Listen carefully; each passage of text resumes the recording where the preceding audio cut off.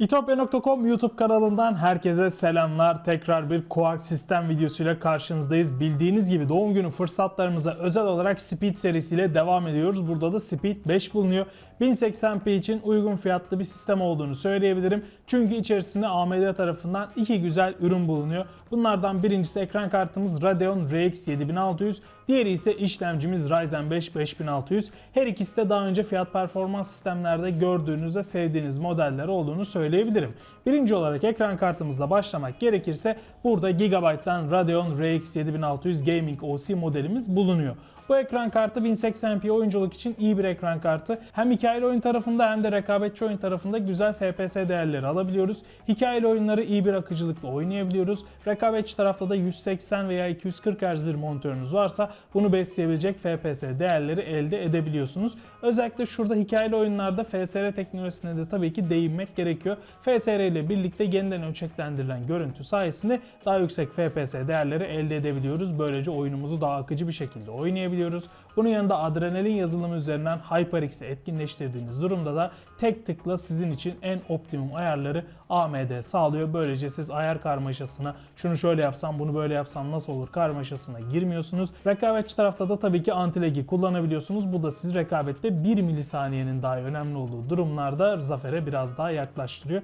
Böylece iyi bir modele sahip olmuş oluyorsunuz. Bunun yanında Gigabyte'ın burada soğutma çalışmaları da tabii ki bulunuyor. Üzerinde 3 adet fan mevcut. Bu fanlarla birlikte iyi bir soğutmaya sahip olabiliyorsunuz. Bunun yanında şurada da güzel bir Gigabyte RGB yazımız bulunuyor. Hemen işlemciye geçiyorum. Burada tanıdığımız, bildiğimiz ve sevdiğimiz bir model bulunuyor. AMD'den Ryzen 5 5600 6 çekirdek 12 iş parçacı yapısıyla bize her kullanıma uygun yeterli performansı sunabiliyor. 32 MB'lık bir belleği mevcut. Bunun yanında 4.4 GHz'likte bir turbo frekansı mevcut. Ancak biliyorsunuz ki AMD'nin çoğu işlemcisinde olduğu gibi bu işlemcide de çarpan kilitleri açık. Böylece siz bu işlemciye overclock yapabiliyorsunuz. Tabi burada iki önemli konu var. Birincisi iyi bir overclock bilgisine sahip olmanız gerekiyor. İkincisi de bu overclock yapacaksanız buradaki stok soğutucu yerine özelleştirme seçeneklerinden daha kuvvetli bir soğutucuya ihtiyacınız oluyor. Sıra geldi tüm parçaları üzerine topladığımız anakartımıza. Burada Gigabyte'dan A520 MK-V2 model anakartı tercih ettik. Üzerinde 2 adet RAM slotu bulunuyor. Bir tanesi en fazla 32, toplamda da 64 GB bir kapasiteyi kullanabiliyorsunuz.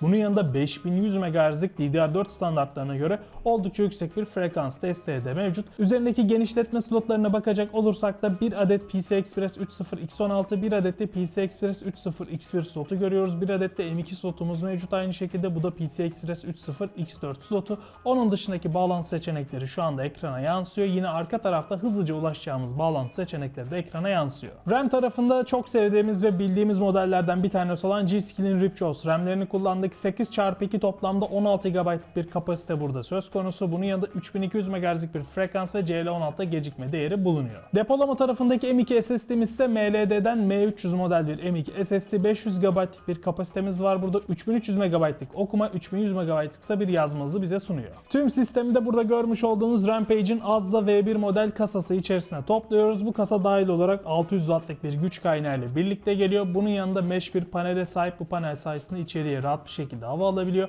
Bu panelin ızgarası beyaz bir renge sahip. Bu sayede RGB ızgarayı vurabiliyoruz ve güzel bir renk elde edebiliyoruz. Yukarıdaki tuştan da RGB'yi değiştirebiliyoruz. Ön tarafta siyah 3 tane 120 mm'lik, arka tarafta da RGB 1 adet 120 mm'lik, toplamda 4 adet fanla birlikte geliyor.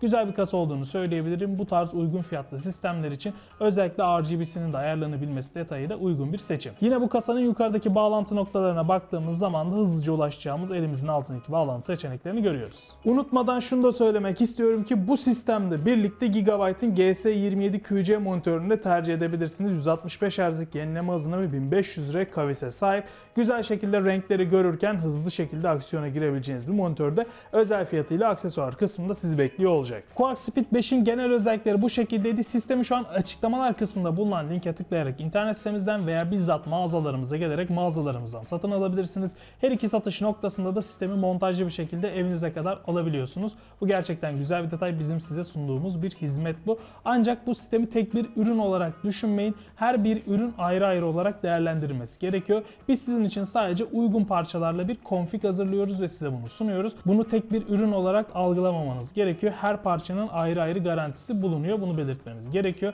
Bu sayede her parçanın garanti işlemini ayrı ayrı yürütebiliyorsunuz. Yani bir kasada bir arıza olduğunda tabii ki olmasını istemeyiz. Ancak yaşanması durumunda her parçanın ayrı ayrı garantisi bulunuyor. Tüm bu konu hakkında destek almak için itopya.com'un çağrı merkezini arayabilir veya bizzat mağazalara gelerek her mağazamızda bulunan müşteri hizmetlerinden destek alabilirsiniz diyorum. Bunun yanında bir de size sürprizimiz mevcut. Şu anda ekrana gelen QR kodu okutmanız durumunda Yandex ile birlikte internet kazanma şansına sahip olabiliyorsunuz. Bu tarz kampanyalardan, bu tarz sistemlerden haberdar olmak için bizi takip etmeyi unutmayın. Şimdi sıra oyun testlerinde.